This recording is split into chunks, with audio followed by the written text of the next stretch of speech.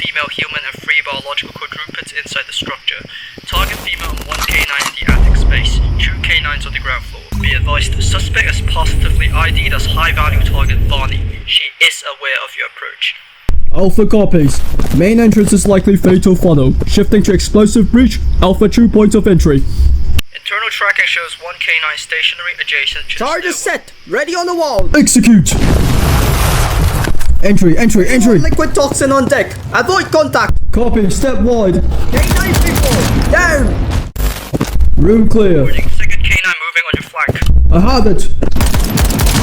Threats neutralized. Approaching attic access. Target Bonnie is repositioning left side of the hatch. Deploying flash. Out! Up! Visual on the asset. Target neutral! Sector clear. Confirming identity. Positive ID on Bonnie. Copy that, Alpha. Eva Bird is Oscar Mike, ETA 20 seconds. Clean work.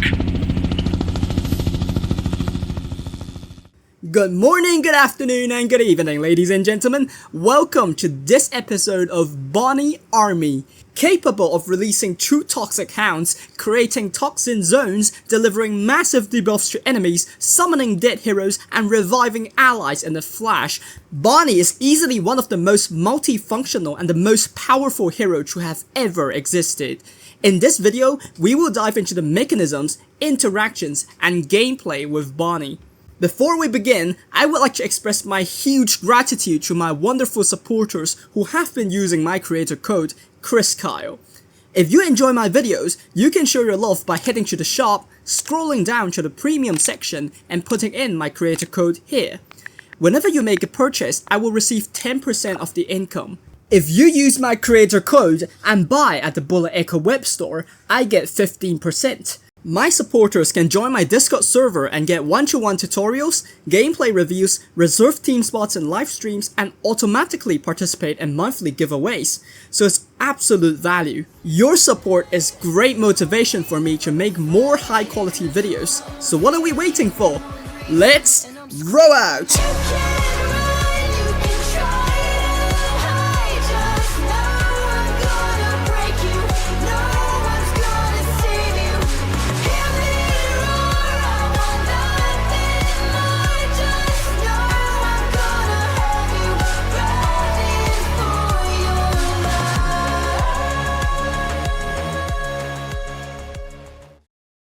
Let's start with the basics. Her main ability, Toxic Hounds, summons 2 hounds with 981 health for 30 seconds. Their health can be increased by 20% to 1177 with 4 personal gears. If they see an enemy, they will spit toxin and then explode on the enemy. Upon hitting anything, the spit projectile turns into a toxin zone with radius 200 that lasts for 5 seconds. This radius can be increased to 230 with 6 personal gears. It does 130 damage per second and reduces both attack damage and movement speed by 40%, but Bonnie and her hounds are immune. If the enemy leaves the toxin zone, the toxin effects stay for 3.5 seconds. During the ability, Bonnie can also summon 1 dead hero with minus 20% of their main stats. Bonnie's personal passive, Toxic Bullets, has similar effects as the Toxin Zone. On hitting an enemy with either her pistol or her main weapon, she poisons them for 3.5 seconds, dealing 54 damage per second, reducing attack damage by 28% and reducing movement speed by 26%. These effects can be stacked with the Toxin Zone from the main ability, and percentage debuffs are stacked by multiplication, not addition, meaning the enemy's attack damage becomes 43.2% instead of 32%, and their movement speed becomes 44.4% instead of 34%. Bonnie also gets 25% more maximum health from this passive. Bonnie's team passive, Combat Medic, is extremely powerful. Within a radius of 400, it reduces revive time for teammates by 40%, which means from 5 seconds to 3 seconds if they're revived by a hero. When revived, the teammate gets 460 more health. On the contrary, enemies within the same 400 radius die 40% faster, from 25 seconds to 18.75 seconds. Her passive also reduces team-aimed fire spread for 50%, and reveals poison enemies within a range of 450. Upon killing an enemy, Her team gets 80% more movement speed when aiming within 400 radius. Next, let's dive into the experiments, starting with Toxic Hounds. The ability has a 4-click control mechanism. The first click activates the ability and spawns hounds. When the ability button is still green, the ability activation can be cancelled and there will be no cooldown. After activation is complete, the button turns yellow, meaning the guard mode is available. The second click sends the left hound forward to guard, and the third click sends the right hound. After the third click, the button turns green, meaning no more guarding is available. The fourth click will end the ability. Hound spawning takes 0.5 seconds, and hounds spawn on the left and right of Bonnie, around 1 Bonnie distance away. If there are obstacles in the default spawn position, they will spawn closer or on top of Bonnie. When dogs spawn, they face towards the 11 o'clock direction of Bonnie. However, if Bonnie is facing a wall, the dogs turn around and still face the same direction. Hound spawning is accompanied by a growling sound effect that can only be heard by Bonnie and her teammates, but not by enemies, regardless of whether the hounds are within vision range. The hounds have a vision range of 400 and a vision angle of 120 degrees. They also have a small ring of vision like heroes, so if you get too close on their back, they will also attack you. However, if you keep your distance on their sides, they cannot see you. This is why proper hound positioning is very important. Other than scouting, hounds also function as a mini meat shield. In this clip, Mirage had 518 damage with a piercing power of 8. Bonnie received 64 damage, which is around 1/8 of 518. This means the hound has a piercing resistance of 7 and blocked the rest of the damage. When escorting Bonnie, hounds completely mimic the joypad movement of Bonnie. If you speed up the movement, you can even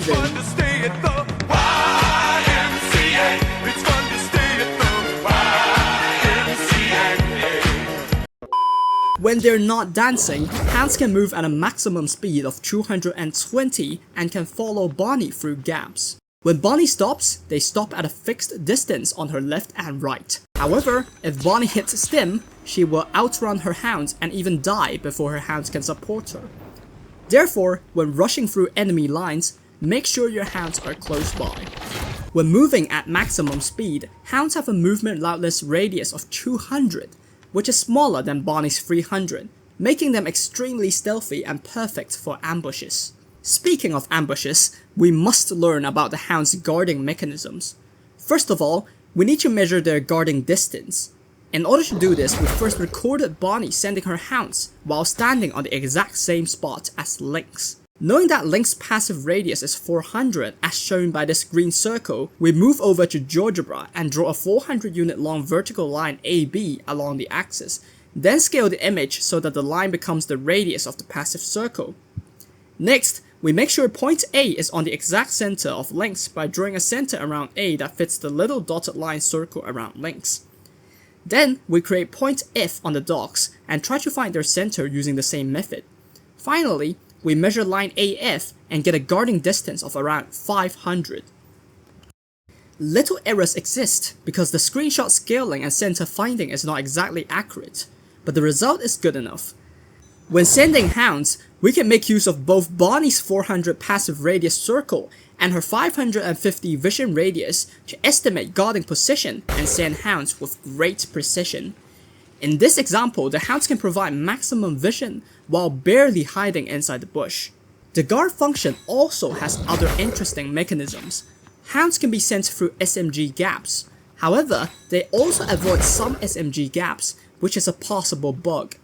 Instead of going through this gap in the bank, they take a huge detour around the walls to reach the destination. The same happens if they're escorting Bonnie. Here's another example.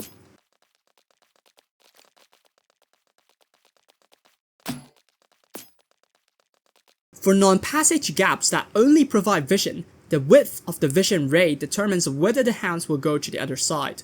When the ray width is too small, they do not go through the gap. In this clip, I passed the minimum requirement for the ray width, so the hounds went through. In this special example, I tried sending hounds 500 units away, but they stopped on the side of this obstacle. This is because the 500 unit point did not have enough ray width, so the destination was set to this closer point. However, the hounds could not enter this gap, so they could only get as close as possible. This clip shows it even more clearly. When I sent my first hound, the destination had enough ray width, so nothing went wrong. But when I switched position slightly, the ray width was no longer sufficient, so the destination was set inside the gap again, and the hound could only try to get close. What happens if we use a friendly portal to give Bonnie vision? Turns out it did not help the hounds go to the other side. They simply stopped at the obstacle. If a hound gets accidentally sucked into the portal, the destination was cancelled, and the hound simply stayed where it was. Meanwhile, if we make Bonnie peek while sending hounds, the hounds would not go 500 units away. Instead, they will simply stop in front of the obstacle Bonnie is peeking from. On a further note, if a hound sees an enemy target before or during a guard order, the guard order will be ignored and they will prioritize attacking the enemy. The same happens if they're distracted by damage. Another crucial aspect of a good Hound Guard is vision, because it decides whether your hounds raise alarms or attacks when there is an enemy in range. Through simple testing, it is not difficult to observe that hounds look in the direction of their last movement. By combining guard position and guard direction knowledge, we can easily master hound placement and maximize hound value. First, pay attention to which hound you're sending. The first hound will be on the left. Second, note the hound's relative angle to the wall of the guarded corner. A large angle send is better for scouting because the hound peeks outwards, but it is also more exposed. A small angle send is better for ambushes because the hound is well hidden, but it sacrifices outward vision. Third, no matter how large the send angle is, never send your hound into the open. Instead, hide them tight around corners. Finally, practice a lot so that guard distance becomes muscle memory and hounds can stop exactly where you want. Hence, I propose 4 guarding combos: the convergent guard, the divergent guard, the parallel ambush, and the parallel peek. These combos are only suggestions. You can always send your hounds into safe rooms and rely on vision from you and your teammates to trigger them into action, which actually offer more freedom. The convergent guard is used to hold a single choke point. Send the first hound on the left of the choke point and then swing all the way to the right for the second hound. This placement is time consuming and you risk losing both hounds in one grenade explosion, but the gain is a guaranteed toxin hit and devastating explosion damage on low health targets. If hounds are looking outwards, you also get a broad vision of one choke point. The divergent guard is used to defend one area against 2 passages.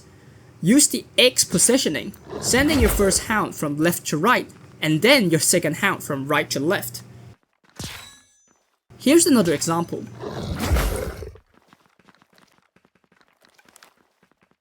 In case there are still blind spots in your hound guards, don't forget that you are the last piece of the puzzle.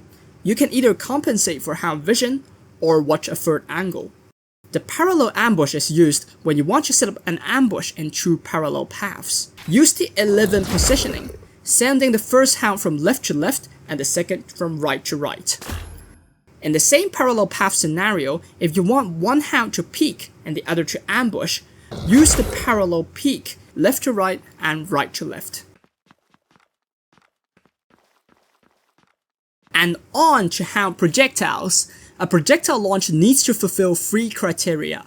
1. The hound has to see an enemy hero or turret, but not drones. 2.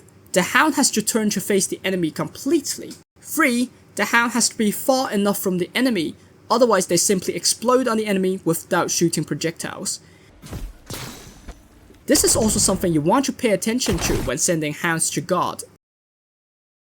Each hound only has 1 projectile per spawn, and it carries a warning just like rockets. The projectile flies at around the speed of rockets. It has a timer of 3 seconds and explodes once it ends. While the projectile hit doesn't cause direct damage, the moment it lands, toxin damage starts at the same instant. Toxin deals 130 damage per second and ignores armor completely. It does not stack, as Bastion is not taking 4 times damage in this clip. Toxin only damages heroes and drones, but not turrets, which should be a bug. It also reduces attack damage by 40% and movement speed by 40%.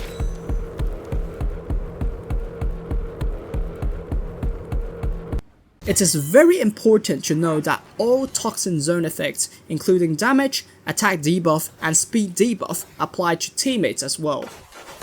Wait a minute, did you see that?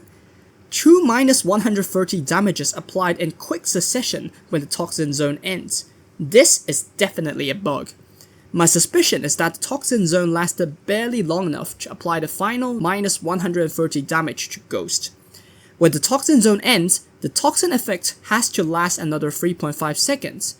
Instead of applying the same Toxin effect, which has a 1 second timer for every damage, Zeptolab added a second Toxin effect which started damaging the Ghost the moment it spawns, without counting 1 second from the last Toxin damage. Hopefully they will fix it soon. While everybody turns into skeletons once touching Toxin, Bonnie and her hounds are immune to all Toxin effects.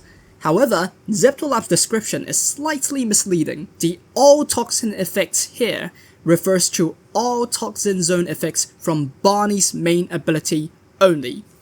Bonnie and her hounds are still vulnerable to Toxin damage from MedPro and also to Toxin from Bonnie's personal passive, Toxic Bullets.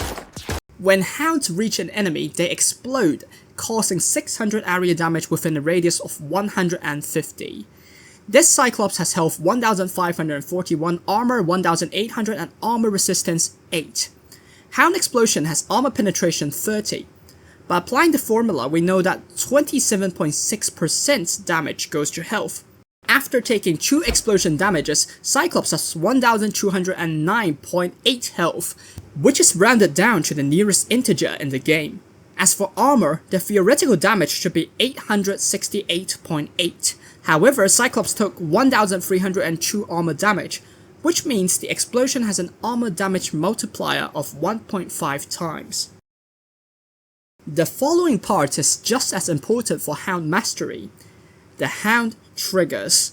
Let's start with the simplest: direct sight of enemies. When an enemy is spotted within their vision range of 400, hounds turn and immediately begin pursuit. If the enemy disappears, they return to their original position but turn towards the back. Notice that the hounds do not fire projectiles because the enemy disappeared before they can face her. When spotting an enemy mid-pro, hounds do not spit Toxin but only explode on it, dealing 900 damage each, which means Hound Explosion has a 1.5 times drone damage multiplier. When a phantom zone is within sight, hounds do not react until the invisibility is broken. Next, we played with Hound Pursuit priorities. When placing Leviathan, his turret, and a mid-pro in front of the hounds, they go straight for Leviathan. Changing the lineup doesn't affect pursuit priorities. Take Leviathan out of the picture, hounds have no preferences for turrets or drones and go for whichever is closer. However, only the turret gets spit on. Here's another key concept. In scenarios about vision, hounds only begin pursuit when 2 criteria are fulfilled. 1. An enemy target is spotted by them or their team. 2. The said target is also within their 400 vision range. This clip demonstrates it perfectly. When Raven scanned, the enemy outer was visible to the team. However, the outer was only within the left hound's vision, which is why it pounced, but the right hound had no reaction. The same concept applies to hounds or Bonnie receiving damage. If the shot is from within hound detection range, hounds react when they receive damage. Similarly, they also react if Bonnie takes shots. However, if the source of shots is too far away, they don't react at all. They are completely indifferent when only their team is taking damage. As you can see, even though the final few shots are clearly within hound detection radius, no reaction is triggered.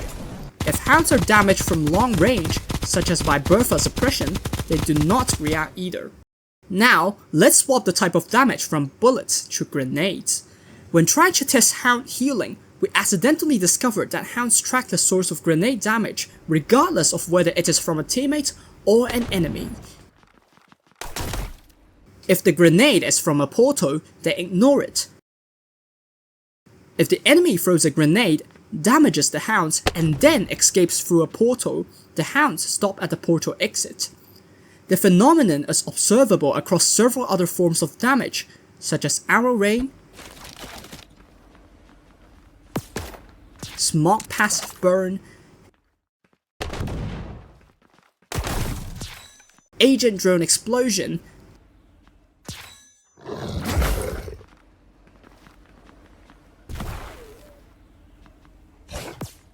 and guard drone explosion.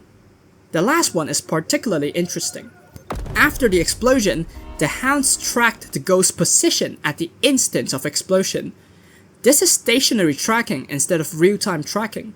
The ghost then revealed himself in front of the hounds, which triggered a pursuit. The hounds couldn't catch up, and then the weirdest thing happened. When Ghost entered invisibility again, one of the hounds stopped where he last disappeared, but the other returned to the first explosion tracking point. We do not have an explanation for this so far, even after asking Zeptolab. Meanwhile, hounds do not react to enemy thermal or enemy shots that don't hit them. Only a direct hit triggers pursuit. Hounds also ignore several enemy abilities, including Blink, Burrow,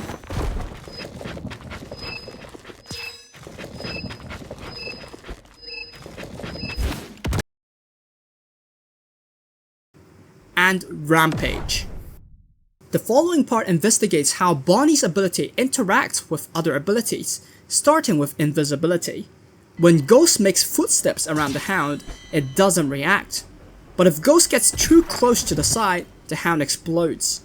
In Bonnie's POV, the footsteps are clearly visible. This means hound explosions can be passively triggered by hitbox collisions without detecting the enemy. For Quan's hook, if he hooks a close hound, the hound explodes on him.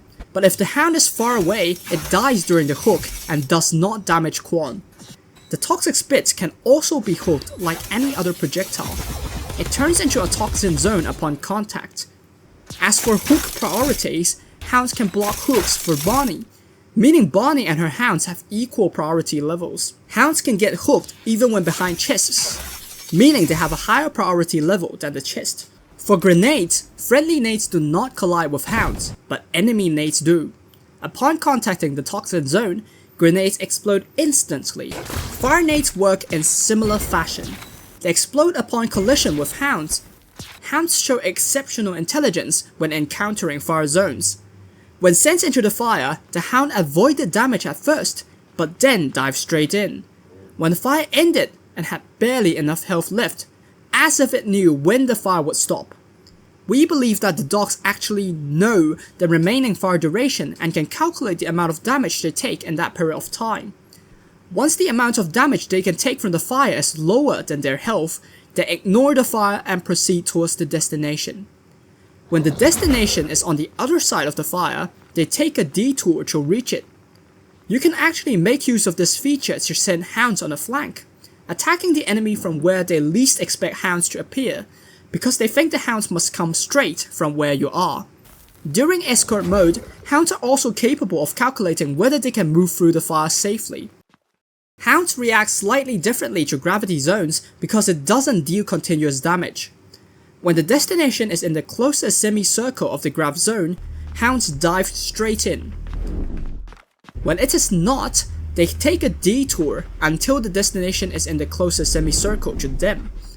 If the destination is on the other side of the gravity zone and the path is completely blocked, they can take a huge detour.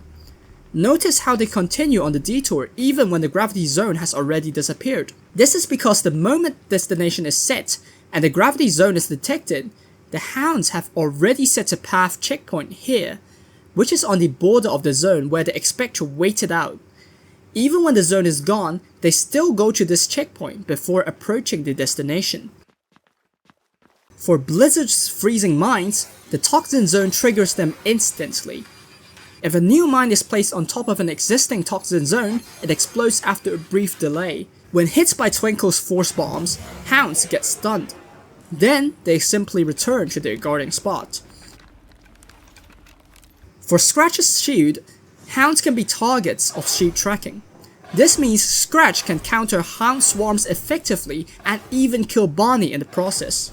For Bonnie players, this means avoiding Hound spam when there is a Scratch, and spreading Hounds out when sending them out to guard to minimize the chances of chained shield hits. For Blink, if an enemy jumps away after hitting the Hounds, they can track the landing spot of the enemy, but not further. Alice's portal has unique interactions with Hounds. When Bonnie enters a portal during Escort mode, the Hounds do not follow into the portal.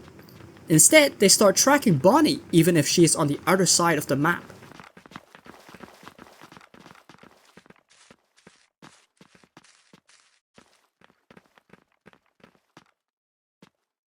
Since Hounds keep a certain distance from Bonnie during Escort, she can intentionally spawn or drag her Hounds into the portal.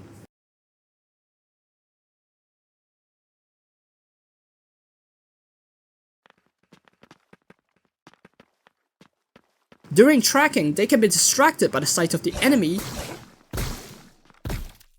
or by damage. Bonnie can send guard orders while inside the portal, and the guard destination will be set to the exit of the portal. Hound projectiles can fly through portals, so if you have teammates camping on the exit, you might want to get hit by the projectile or bait it elsewhere before escaping through the portal. For Molly's burrow, the Toxin Zone does not knock her out of the ground, but the Hound Explosion does.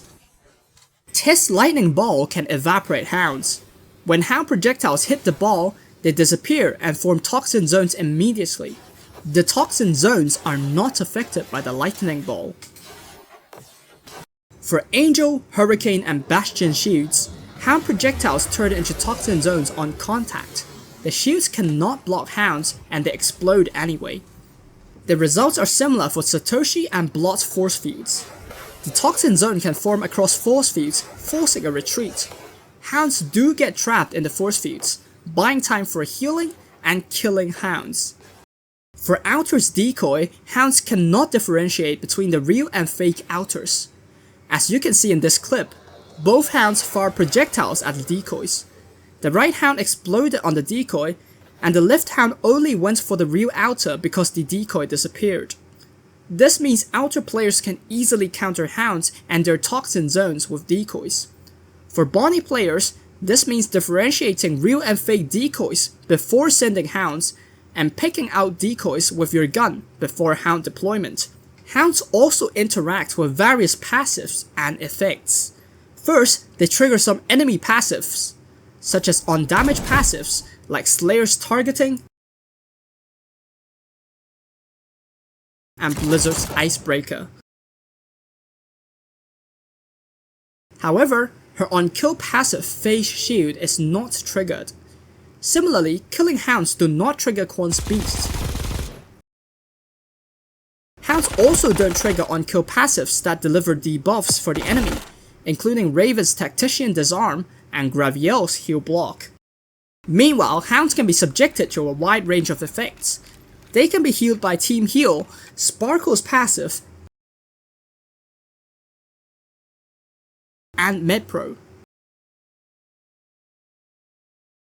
They can receive damage reduction from Bastion, Phase Shield from Blizzard, speed buffs from Mirage,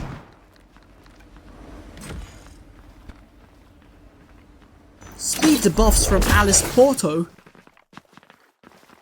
blind from Cyclops, blind from Outer Decoy Burst, revealing shots from Gravielle, damage over time from Lynx, health buffs from Squad Gears, damage from Storm. They do avoid the Storm when they're in pursuit of the enemy. During her ability, Bonnie can also summon a dead hero at their tombstones, which are marked out with a special symbol. Zombies take 2 seconds to summon, and do not despawn when ability ends or when Bonnie is knocked out. It only disappears when Bonnie dies and leaves the game. Zombies spawn with minus 20% main stats, which is reflected in their health. They don't have drones, cannot pick up anything, cannot heal but can be healed, and cannot revive teammates. Each zombie can only be summoned once. After they die, a cross will appear on their tombstone, meaning this hero cannot be summoned anymore. Zombies have a special ammo inheritance mechanism. This Mirage has a default ammo count of 11. She fired 1 shot before dying. After being summoned, her zombie fired 10 shots at the Bastion and reloaded. This means the zombie inherited the ammo count in her last magazine before she died. If she was reloading when killed, then her zombie has 0 ammo and uses a PISTA. This is not related to how much ammo she still has in store. Even if she has 0 out of 1000 ammo when reloading, her zombie still uses a PISTA. For Lynx, her zombie gets to reset to quickfire mode even though she died in sniper mode. Zombies also get to inherit hero gears. Notice how my health was buffed by her SWAT gears. It is impossible to directly control zombie movement and orientation, but by observing how they move and turn, we can conclude several patterns and make good use of them. Like hounds, zombies are programmed to maintain a certain distance from Bonnie. Therefore, the Slayer zombie first approached me and then moved off. He now stands in empty ground, which is why he did a random spin and stopped to look at me. When I inched closer, he backed off. Notice what happened when he's next to the corner. He first hugs it, peeking inwards, and then when I push him outwards, he peeks the other way. You can imagine that the zombie gun is metal and the corners are magnets. When the zombie approaches corners, he gets sucked in and turns around to hold them. If there is more than one corner close by, he turns to whichever is closer. When I pull him away from the corner slowly, he turns to maintain his corner hold, but once the magnetic connection is broken, he spins back to me again. We can use this knowledge to make zombies aim and hold corners. Zombie pursuit can be triggered by several stimuli. Vision of the enemy is a must, and they chase indefinitely as long as they are alive. Team vision of the enemy also triggers them, similar to the usual bots. This Ramsey is definitely out of Sparkle's range, but she chases after him because I can see him. The Sparkle also goes after Ramsey when he is poisoned and revealed by Bonnie's passive. Unlike hounds, they don't react to ability damage like grenades, yet they are hypersensitive to enemy footsteps. Watch this Lynx zombie turn in reaction to Ramsey's footsteps in the bush. However, they do not run after the footsteps when there is no vision of the enemy. Just like hounds, zombies also avoid storm damage, which is why Lynx is glitching here. The zombies evaporate upon contact with Tess Lightning Ball, making her a great counter. Zombies also trigger some on-damage enemy passives and effects, such as Slayer targeting, but not on kill passives like Blizzard Face Shield, Quan Beast, and Raven Disarm. Zombies can be healed by all heal effects, including Sparkle passive and Mid-Pro.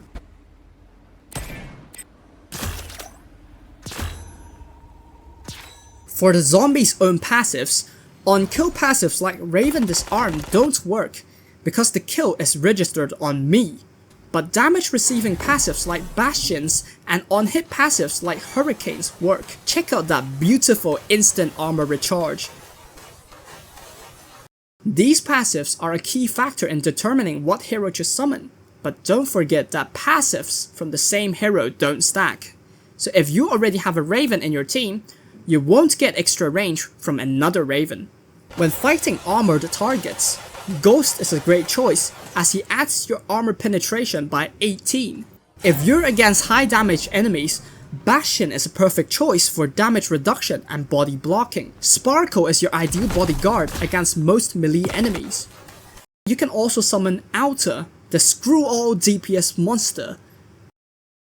Raviel, who is always aimed and keeps the enemy exposed. Dot, your trusty sniper counter. And Firefly, who fights fiercely when taking damage. Note that some ranged heroes have a fatal flaw. Their bots attempt to run forward and attack the enemy instead of stopping to aim, so they might get killed before even firing a single shot. To solve this problem, either pause more for them to aim, or pick a sniper that doesn't need to aim at all. If you're looking for team stealthiness and a human radar, Lynx is your best choice. Even Ramses can become stealthy with a Lynx zombie. I can't name every useful hero here, so in the end it is up to you to decide what you need in battle and make the best available choice. Finally, let's check out Bonnie's goated team passive, Combat Medic, which reduces ally revive speed by 40%. If Bonnie is in range for the entire revive, the buff applies normally. If Bonnie enters range in the middle of the revive, instead of increasing reviving speed for the remaining process, the passive directly readjusts the progress according to the time already spent on the revive. In other words, if a hero has spent 1 second reviving and Bonnie enters range, the progress will jump from 20% directly to 33%, and the rest 67% will also be accelerated to be completed in 2 seconds. If a hero's revive progress is 60% or higher and Bonnie enters range, the hero will directly get up. In fact, when Slayer has a slight reduction in fire rate, Bonnie revives so fast that she can save her teammate before Slayer can fire his second shot. With Bonnie's super revive speed, we decided to challenge the maximum number of revives possible in a match. The setup is simple. In Battle Royale, Bonnie teams with True Angels, who get repeatedly killed by True Mirages. Bonnie and her Zenith revives 1 angel each. When Bonnie's Zenith runs out, the other angel revives with her own drone.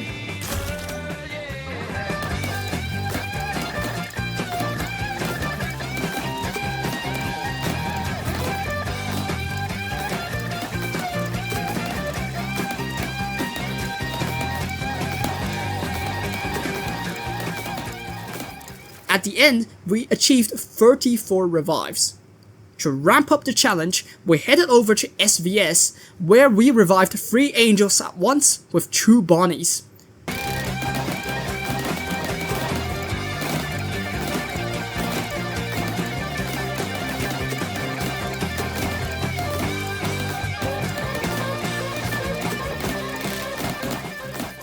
We ended up with an astonishing 42 revives.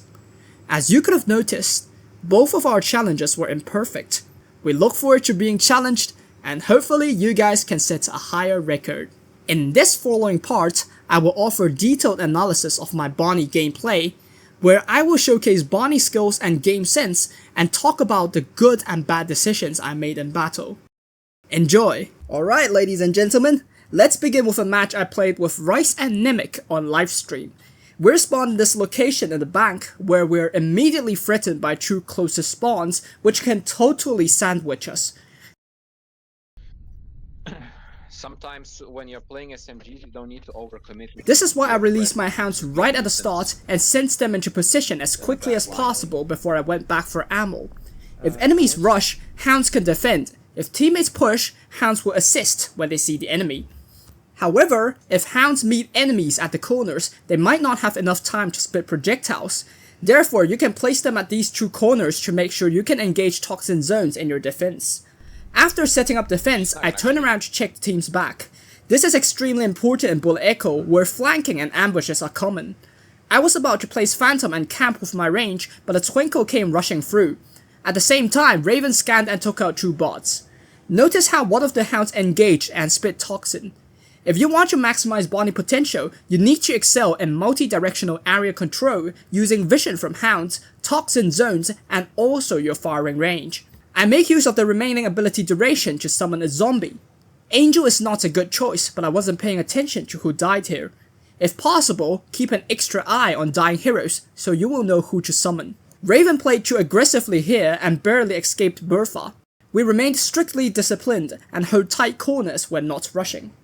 When Bertha stopped, we sent the hounds in to fill in the intel gap after Raven's scan. We're clear to engage Bertha, so we form a pincer attack with our hounds with a slight delay. This is effective because it overwhelms the enemy who has no idea where you are coming from. Allow me to cut in another example of pincer movement. While my teammates distracted the enemy, we summoned hounds and flanked. Notice how I swung behind cover during the outer kill. This minimizes my chances of taking damage and also places my hounds in front of me. Back at the bank, with no sign of Shinji, we immediately placed Phantom to deny ambushes and then outrange him. After fights, It is a great habit to check the enemy count. 5 minus 3 is 2, so I did not rush to kill the Shinji's drone. When you have no intelligence, always play passive. We took the opportunity to armor up and send hounds after the drone. While our teams recover and bounce back into position, we make ourselves useful and hold their flank. We are disciplined, so we corner hold until Raven announces the area is clear. Raven pushed too hard. We followed up with 2 hounds, but Stalker disappeared before hounds could spit Toxin Zones.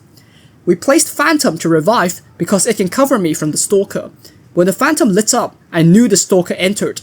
However, I didn't notice that Lynx was out of position and could not support me. If you were me, make sure your sniper can cover you in such scenarios.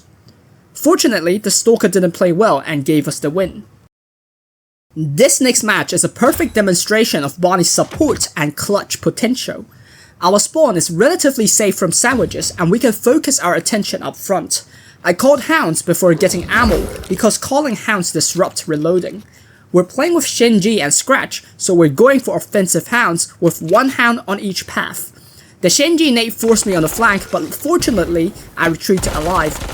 I dropped Zenith on Scratch and sit close by for revive speed buff. Remember, if you have no intel, stay on the watch and don't revive by yourself. Since we're not clear, we send hounds once they're available, then we observe. The Bonnie was reloading, so we stemmed and chased after her. There's a red dot behind us, so we repositioned before taking out the drone. This was when I realized both of my teammates are down. Notice how I used my screen corner for maximum vision. There's a rocket hero and a slayer, so our next move is simple. Zenith drop, then camp with hounds. We then revive the ghost for armor penetration against the rocket hero. Once the hound applies toxin, we go for the dog kill. We then catch the Slayer off guard and immediately take cover behind Shinji. The Slayer rush was actually risky because I didn't know if anybody was lurking behind Slayer. Now I waited until my hounds were ready. Shinji ran off on his own, which was unwise, but luckily he had me. I hid in the corner, waited out the grenade, and then pushed.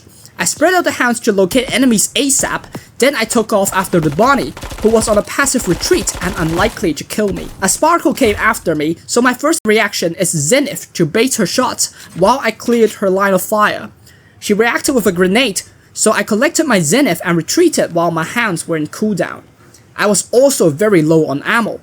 I sent 1 hound to clear my flank, and then protected the other from grenades. The Sparkle could actually win if she fired at the hound, but she couldn't see me and decided to grenade, which nailed her own coffin. She still couldn't see me now, but I could see a poisoned target, so I didn't hesitate anymore and took the win with 8 kills and 3 revives. Our third game is a team deathmatch. TDM spawns are less dense, so we can delay hound deployment slightly. The first hound is imperfect, but we had teammate vision, so it could be triggered anyway.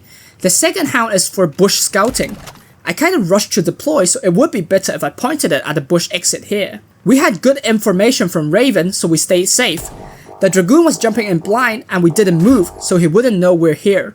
We had absolutely no advantage against him in the bush. Luckily, we had a Raven and the Dragoon was taken out. I immediately sent hounds to stop an enemy offensive, then back off into cover.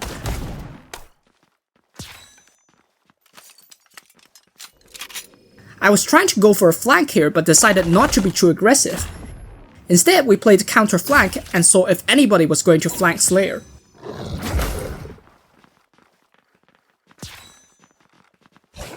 We went for a Graviel revive here, which is an excellent choice. Graviel is a golden package. He has a long range, especially with Raven, is always aimed, shortens enemy firing range, and keeps them exposed. Remember to cancel your ability after summoning zombies. I was being careless here. Enemy scan from top left, Slayer was spotted but we had no hounds so we couldn't really help. Luckily the enemy didn't push and the bush is clear, so we joined Slayer again. We're completely blind now, so hound scouting was compulsory. At this point gaining vision was more important than keeping hounds safe, so I sent them out into the open, which is what you shouldn't do in most scenarios. Slayer was holding one opening, so we headed to the other side to provide maximum vision for the team. Always remember, don't watch the same angles as your teammates. If enemies rushed Slayer, we would also be way more useful if we sniped from the distance instead of dying together with Slayer. There are repeated pings on the left, so we went for a little flank and saw if we got anything. There's a Vi up front, but Slayer's positioning was way too aggressive, so I covered him with Phantom, which saved him from the outer. Hound's out to discourage the Vi from rushing, and now we're responsible for defending the Slayer's left flank. The Shinji was trying to trap us, but he kept distance, so we slipped through. The biggest threat outer was finally killed, so we could enjoy slightly more freedom. Once the hounds were ready, I sent them out to the back to prevent enemies spawning behind, and then revive outer, which is an even better choice than Graviel. Slayer missed a Twinkle shot, so we pushed forward in case the Twinkle wanted to rush. She might have force bombs, so we didn't turn the corner. If we got hit and flew out, we might die to another team. She did a terrible jump in the end and got killed.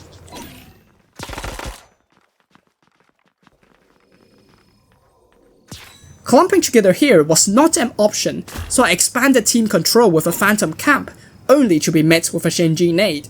At the same time, we were ambushed from the back. A perfectly timed shot from the outer bot saved me from the Firefly. If he fired one more shot, I would have died. I escaped to the back and the outer zombies started absolutely mowing them down like the goat. I brought up the hounds against the bastion and notice how I moved out of the bastion's line of fire after sending hounds. It's a great habit to have because a lot of enemies can shoot you through your hounds. The bastion was pinned down and we could easily flank his shield. It seemed like two teams were fighting on top, but as the TDM final boss, all we needed to do was send hounds and sit back. One Shinji was trapped and we could safely outrange him, so we went for the kill. We could kill the second one as well, but Slayer got him. When the TDM circle was this small, enemies would spawn almost on top of you, which is why we could hold spawns with hounds. Then we revived Shinji for close combat. A Bertha spawned in my face, but there's an outer, so we prioritized retreat. The bastion was pinned down, so we continue watching angles.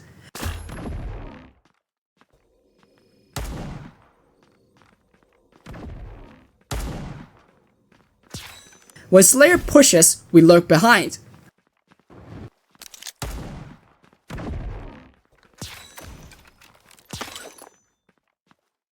I then sent one hound on each side to maximize area control.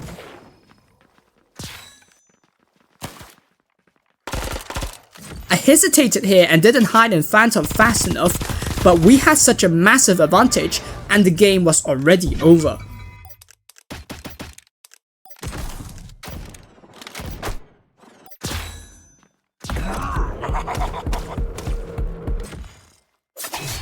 Thank you so much for watching till the end. If you enjoyed the video, don't forget to like, subscribe, comment, and use my creator code when you make a purchase. I'll see you guys in the next video. CHRISKYLE out. Ladies and gentlemen, monkeys and elephants, greenhounds and Red Bulls, welcome to the greatest Barney vs Ramsey showdown ever. Now our fighters gather on the field to shake hands? The fight begins! Two teams rapidly closing in on the cross. One of the Ramsays can't wait anymore. He's charging through. Barney spreading out on the flanks with hounds, and the hounds launch into action, Toxin all over the place. The Ramsays are completely pinned down, and Dragoon is on an embarrassing retreat. There are two Ramsays left, and they have nine enemies to fight. Is it over for the Ramsays? They've lost another bull, but the duo is still fighting. Hounds coming in from behind. Dragoon pulls up alive, but he's staring down the barrels of three Barneys! No! And it's a big W for Barney right at the start. The Bulls have lost the first round, and we know they're very bad-tempered. The Barneys are starting to summon their army of hounds. They're going to make contact. Hounds out in the middle, Toxin's out. The Bulls are unhinged. They're sitting out at the back waiting for the chance. Really aggressive flank on the top. They see it coming. Ramsey reacts, baffing and Toxin. Dragoon flying out to the rescue, and the Barney is slain. Triple Barney executing the Ramsey in the bottom. Both teams in decent shape.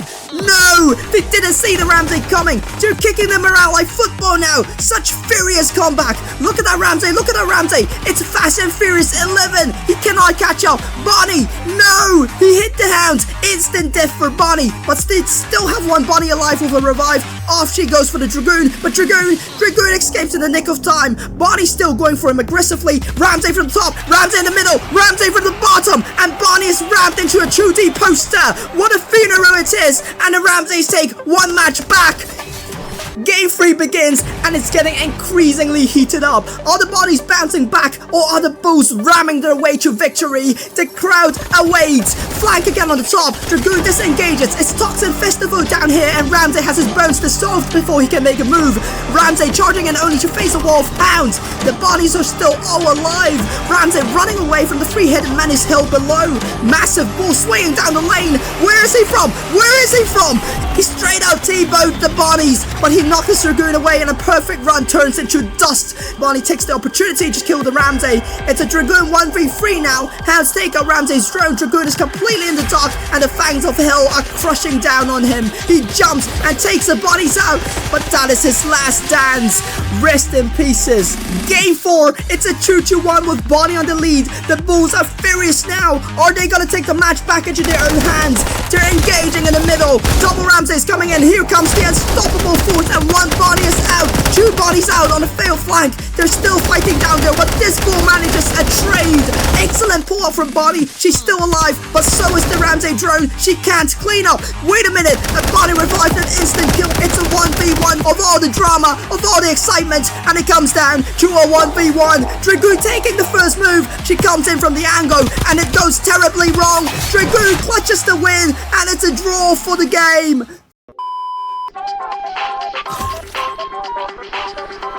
What the dog doing?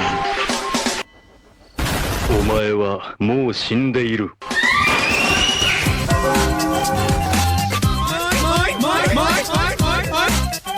Let's go. Come here, boy! Look at this dude.